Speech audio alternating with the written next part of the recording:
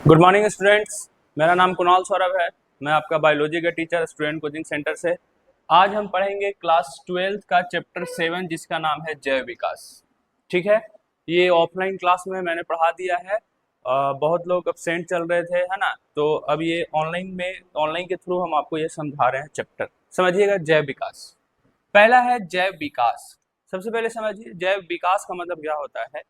कहने का मतलब है कि धीरे धीरे विकास होना जैव विकास कहलाता है। पहले कुछ और था, आगे कुछ और हुआ, लेकिन उसके बदलाव, उसके बीच में बहुत सारा बदलाव हुआ होगा जो कि लाखों करोड़ों वर्ष में हुआ होगा। तो इस पूरे प्रक्रिया को हम बोलते हैं विकास। ठीक है, तो जब किसी जीव की वृद्धि और विकास एक समन्वित प्रक्रिया से, एक सीक्वेंस तरीके से रूप में होती है तो उसे क्या कहते हैं? जैव विकास। तो देखिए, जब आप मनुष्य उदाहरण लीजिएगा ना, तो मनुष्य का भी विकास आप सुने होंगे कि हम लोग का पूर्वज जो है वो बंदर थे। ठीक है, इसका कहने का मतलब है बंदर से ही मनुष्य का विकास हुआ है। ठीक, तो जब किसी जीव की वृद्धि, जब वो वृद्धि करेगा और विकास, उसका विकास एक समन्वित प्रक्रिया के रूप में होती है, एक स्वचालित मतलब एक रूप में होता है, तब हम उसको क्या बोलते हैं? जैव विकास। पृथ्वी पर जीवन के विकास का अध्ययन कहलाता है जैव विज्ञान विकास। क्या कहलाता है? जैव विज्ञान विकास। पृथ्वी पर, तो जब पृथ्वी पर हम जीवन के विकास का अध्ययन करेंगे तो उस पूरे प्रोसेस को बोलते हैं जैव विज्ञान विकास। इंग्लिश में इवोल्यूशनरी बायोलॉजी। क्या है? इवोल्यूशनरी बायोलॉजी कहलाता है। विकास वह प्रक्रिया है जिसमें जीवों की संरचना, अनुकूलता, एडेप्टेशन, कौन सा जगह पर रह रहा है, कैसा रहेगा, वहां का माहौल कैसा है ना, एवं क्रियात्मक में सतत परिवर्तन होता रहता है। आपको पता है सतत का कहने का मतलब है कॉन्टिन्यू, लगातार। ठीक है, तो लगातार परिवर्तन होते रहता है। ठीक है, तो जो लगातार परिवर्तन हो रहा है, तो यहाँ पर समझिए विकास। विकास जो है, विकास सिर्फ एक परिवर्तन से नहीं हो रहा है। एक बार परिवर्तन को हम विकास नहीं बोलेंगे, बहुत बार परिवर्तन हो रहा है, एक लंबे श्रृंखला से बहुत समय से चलते आ रहा है। ठीक है, तो विकास वह प्रक्रिया है, एक ऐसा प्रक्रिया है जिसमें जीवों की संरचनात्मक स्ट्रक्चर, है ना, अनुकूलता और क्रियात्मक में कौन सा परिवर्तन हो रहा है? सतत परिवर्तन हो रहा है। कौन परिवर्तन हो रहा है? सतत, लगातार।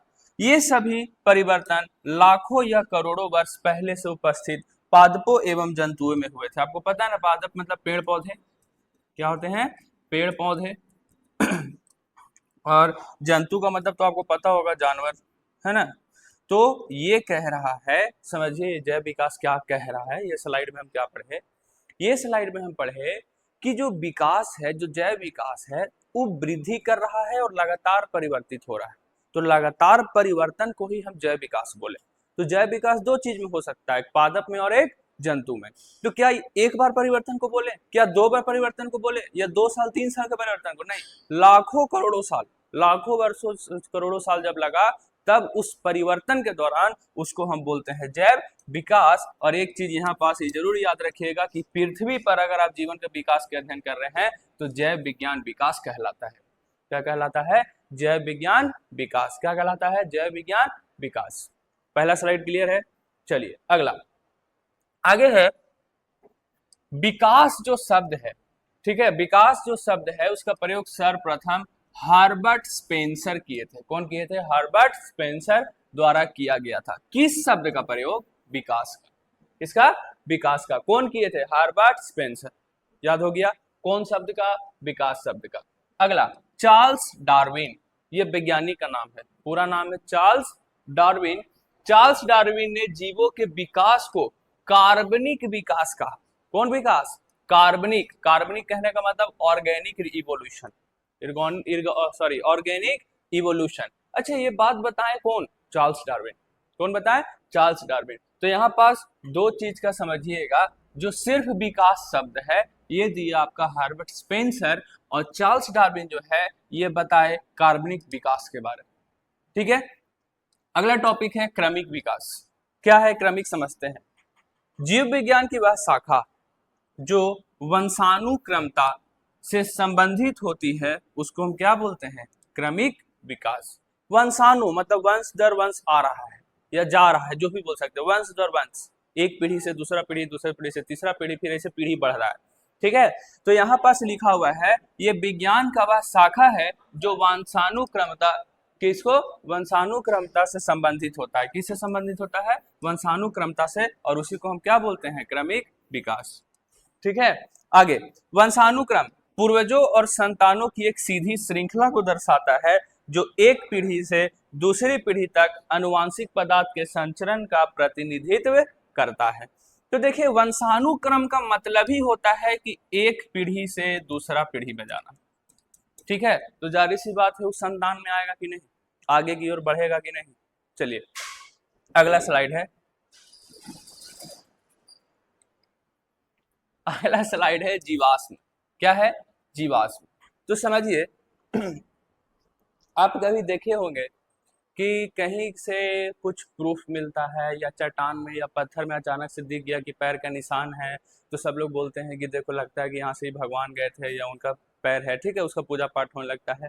तो जीवाश्म एक तरह का है क्या, फॉसिल्स है क्या। ठीक है, हम ही पढ़ रहे हैं। तो जीवों और पौधों के प्राचीन अवशेष मतलब पुराना, ठीक है, पुराना अवशेष या निशान जो चट्टान में सुरक्षित रहते हैं उसी को हम क्या बोलते हैं, जीवाश्म। कैसे बोलते हैं, जीवाश्म। तो देखो जीव और पौधे ये दोनों का हो सकता है। ठीक है, तो आप एक जानवर के बारे में सुन लीजिए जिनका नाम है डायनासोर। सुने हैं डायनासोर के बारे में। तो जो डायनासोर है उसमें देखिएगा कि डायनासोर के हम लोग जब थे उससे पहले, बहुत पहले का वो बात है, लेकिन हमको पता कैसे चला कि ऐसा एक होगा जानवर जो 2 पैर से चलता होगा, बहुत बड़ा होगा। तो ये पता चला होगा हम लोग को किसके कारण, जीवाश्म के कारण। किसके कारण, जीवाश्म के कारण। तो जीवों और पौधों के प्राचीन अवशेष, पुराना अवशेष जो है ना, या निशान, या उसका निशान जो चट्टान में सुरक्षित रहते हैं उसी को हम क्या बोलते हैं, जीवाश्म। क्या बोलते हैं, जीवाश्म। अगला है ब्रह्मांडीय विकास, कॉस्मिक एवोल्यूशन। जीवधारी के समान ही प्राकृतिक ग्रहों और तारों की उत्पत्ति एवं अंत के दरम्यान अनेकानेक प्राकृतिक परिवर्तन होते हैं जिसे ब्रह्मांडीय विकास कहते हैं। देखो इसमें बस इतना पढ़ना है कि ब्रह्मांड के विकास को कहते हैं। ठीक है, तो ब्रह्मांड का जो विकास हुआ है वो कैसे हुआ है ये वही बता रहा है। तो इसका कहने का मतलब है कि जिस प्रकार से जीव का निर्माण हुआ है, जिस प्रकार से जीव में लंबे समय तक चलते आ रहा है परिवर्तन, तो प्राकृतिक में भी ऐसा परिवर्तन हुआ है। ठीक है, यह भी एक क्रमिक विकास का उदाहरण है। किसका उदाहरण है, क्रमिक। अच्छा, क्रमिक का मतलब हम बताए थे ना, कंटिन्यू, लगातार जो परिवर्तन हो रहा है। ठीक है, आगे है ब्रह्मांड। चलिए हम यूनिवर्स के बारे में पढ़ते हैं। ठीक है, तो जैव विकास में पहले हम ब्रह्मांड के बारे में पढ़ेंगे, उसके बाद जीव के बारे में पढ़ेंगे। ठीक है बाबू, तो चलिए ब्रह्मांड हमारे चारों ओर उपस्थित प्राकृतिक वातावरण सहित संपूर्ण विश्व, पूरा विश्व है ना, ब्रह्मांड के अंतर्गत आता है। किसके अंतर्गत आता है, ब्रह्मांड के अंतर्गत। और ब्रह्मांड के अध्ययन को ब्रह्मांड विज्ञान कहते हैं। क्या कहते हैं, ब्रह्मांड विज्ञान। किसके अध्ययन को, ब्रह्मांड के अध्ययन को। किसके अध्ययन को, ब्रह्मांड के अध्ययन को क्या कहते हैं, ब्रह्मांड विज्ञान। इंग्लिश में कॉस्मोलॉजी पढ़िए, तो क्या बोलते हैं इसको, कॉस्मोलॉजी। किसका अध्ययन, ब्रह्मांड का। क्या कहलाया, कॉस्मोलॉजी। क्या कहलाया, कॉस्मोलॉजी। चलिए इसमें गिनिएगा, इकाई दहाई सैकड़ा हजार 10,000 लाख, 1,00,000 मिलियन आकाश गंगा उपस्थित होते हैं। आकाश गंगा उपस्थित है कितना, 1,00,000 मिलियन। किसमें उपस्थित है, पूरे ब्रह्मांड में। ठीक है, आगे प्रत्येक आकाश गंगा में 10,000 मिलियन तारा द्वारा निर्मित होता है।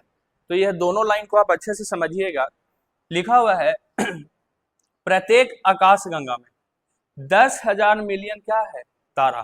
कितना है, 10,000 मिलियन तारा है एक आकाश गंगा में। और यहाँ पास लिखा हुआ है 1,00,000 मिलियन आकाश गंगा उपस्थित है किसमें, ब्रह्मांड में।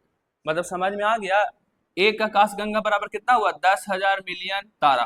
तो ऐसा ऐसा आकाश गंगा कितना है, 1,00,000 मिलियन है किसमें, ब्रह्मांड में। मतलब ब्रह्मांड बहुत बड़ा है, बहुत बड़ा।